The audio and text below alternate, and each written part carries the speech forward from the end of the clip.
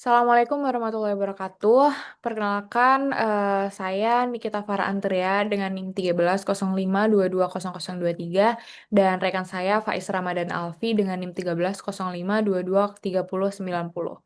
Di sini kami berdua akan mempresentasikan tugas besar pembelajaran mesin otomatis, yaitu dengan judul klasifikasi penyakit jantung menggunakan random forest dan XGBoost dengan PSO. Next.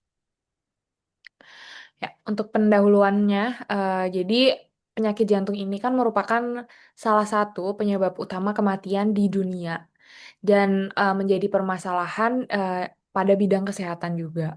Nah, jadi deteksi dini pada penyakit jantung ini itu dapat membantu tenaga medis dalam pengambilan keputusan yang lebih cepat dan lebih tepat. Deteksi ini tuh juga dapat meningkatkan kewaspadaan masyarakat terkait penyakit jantung.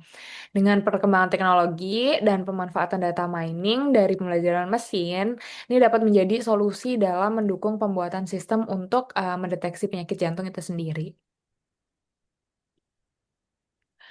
Tujuan dari tugas besar ini adalah untuk membangun model klasifikasi yang bertujuan untuk memprediksi apakah seseorang pasien ini tuh menderita penyakit jantung koroner. Jadi targetnya ini nanti adalah CAD atau tidak gitu. Nah, ini adalah dataset yang digunakan pada tugas besar ini. Yang dataset ini itu dari dataset Z Alizadeh Sani yang terdiri dari 303 data dengan 56 atribut yang mencakup informasi demografi, riwayat penyakit, gejala klinik, hasil pemeriksaan ECG, dan juga hasil uji lab. Nah, variabel targetnya ini ada di kolom cat di mana isinya ini ada merepresentasikan hasil angiografi jantung dengan dua kelas utama. Jadi nilainya ini ada normal atau CAD. Jadi kalau normal itu artinya jantungnya normal, sedangkan CAD ini terdapat penyakit jantung koroner itu tadi. Oke, next. Nah, untuk selanjutnya ini ada pengolahan data yang terdiri yang pertama dari eksplorasi data, lalu pre-processing, setelah itu di-split dan dinormalisasi, lanjut ke inisiasi untuk PSO-nya, lalu base model train, dan yang terakhir adalah hasil akhir. Untuk lebih lanjutnya, di pengolahan data ini akan dijelaskan oleh rekan saya, yaitu Faiz. Oke, terima kasih Nikita.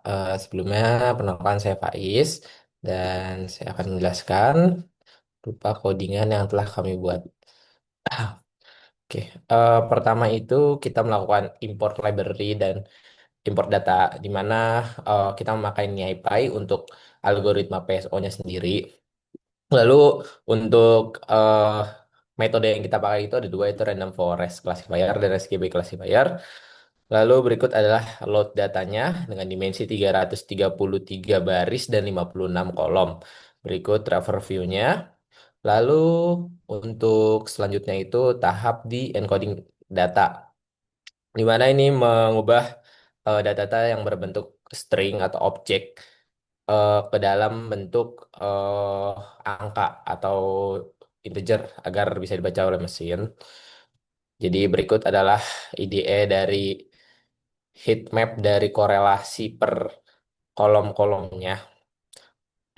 Lalu untuk selanjutnya itu ada split dan normalisasi data, di mana kita split antara X itu variabel-variabel yang mempengaruhi dan Y itu targetnya itu CATH.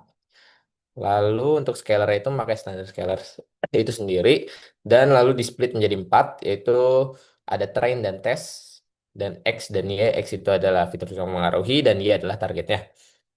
Lalu selanjutnya ada inisiasi kelas PSO. Jadi di sini itu ada sebuah kelas yang mana ini dengan memberikan hasil akhir itu berupa valuation score. Jadi akurasinya itu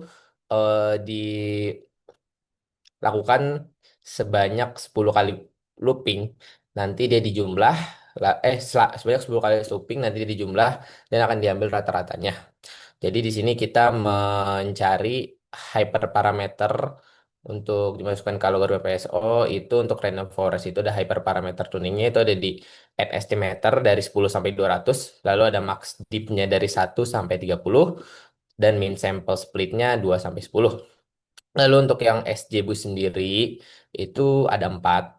Yang pertama NS estimator dari 10 sampai 300, lalu max dip dari 1 sampai 15, lalu learning rate dari 0,01 sampai 0,5, dan terakhir ada subsample dari 0,5 sampai 1.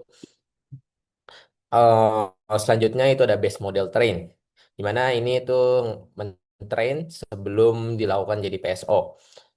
Jadi sebelum dilakukan hyperparameter tuning PSO. Jadi berikut adalah hasil dari base modelnya seperti ini. Lalu selanjutnya berikut adalah inisiasi untuk PSO, pencarian parameter terbaiknya, hyperparameter tuningnya.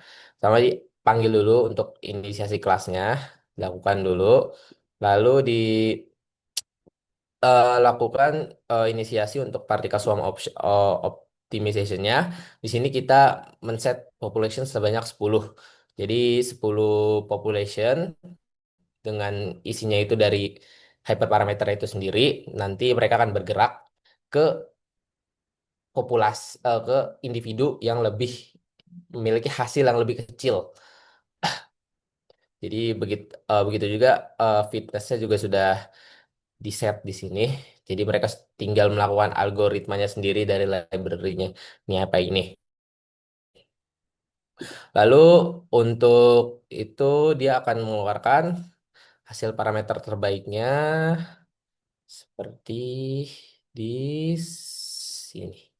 Ini dia untuk SGBoost ditemukan estimator terbaik itu ada di 28, maksimal di 1, learning rate-nya ada di 0,338, dan subsample-nya di 0,7858. Sedangkan untuk random forest sendiri itu ada di sekitar sekitar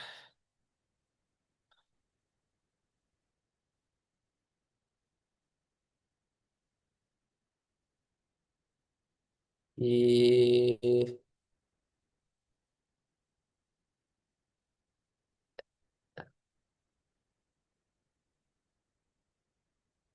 Oke, mungkin selanjutnya itu ada hasil dari parameter terbaiknya langsung dimasukkan ke dalam random forest.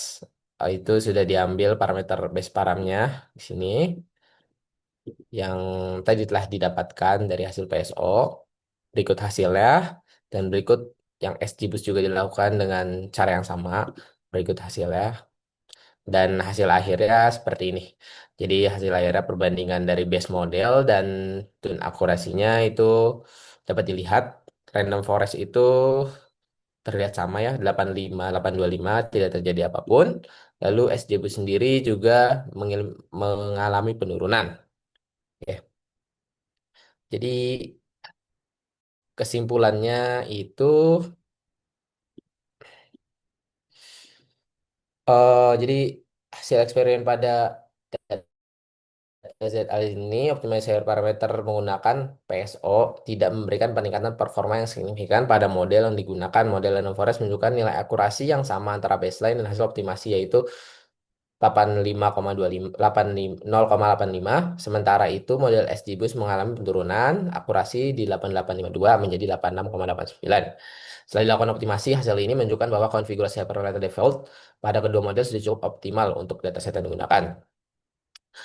Mungkin kekurangan dari kita itu kurangnya inisiasi populasi. Mungkin sekian dari kelompok kami. Kurang lebihnya mohon maaf. Assalamualaikum warahmatullahi wabarakatuh.